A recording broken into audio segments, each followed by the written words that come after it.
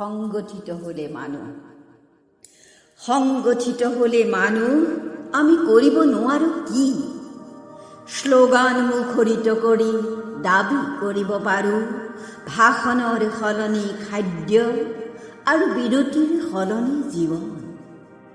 সম্ভৱ নহ'লে তাতো অনিৰ্দিষ্ট কালৰ বাবে লৰাইত মৰিব পাৰোঁ। সময় বিচলিত হ'লে আমি অবিচল থাকিব পাৰোঁ। ঠাই সলনি কৰি গঢ়ি তুলিব পাৰোঁ প্ৰাচীৰৰ ভিতৰতে দুৰ্গ আৰু দুৰ্গৰ ভিতৰতে যৌৱন। তাতকৈ অধিক প্ৰয়োজন হ'লে আমি কৌশল সলনি কৰি প্ৰয়োগ কৰিব পাৰোঁ যুক্তিৰ বিৰুদ্ধে যুক্তি কিম্বা অস্ত্ৰৰ বিৰুদ্ধে অস্ত্ৰ। সংগঠিত হ'লে মানুহ শৰীৰ সলনি কৰি ৰূপান্তৰিত হয় শক্তি। সহজভাৱে লীন যায় ইচ্ছাৰ ভিতৰত ইচ্ছা।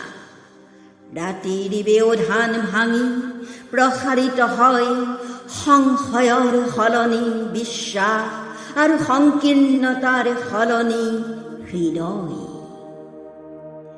অন্ধকাৰত যেতিয়া পতিত হয় দেশ, কেৱল সংগঠিত মানুহে বহন কৰি আনিব পাৰে পোহৰ। কেৱল সংগঠিত মানুহে সলনি কৰিব পাৰে চিন্তা, সলনি কৰিব পাৰে নদী কিম্বা ধুমুহাৰ গতিপথ। সংগঠিত হ'লে মানুহ আমি কৰিব নোৱাৰো কি?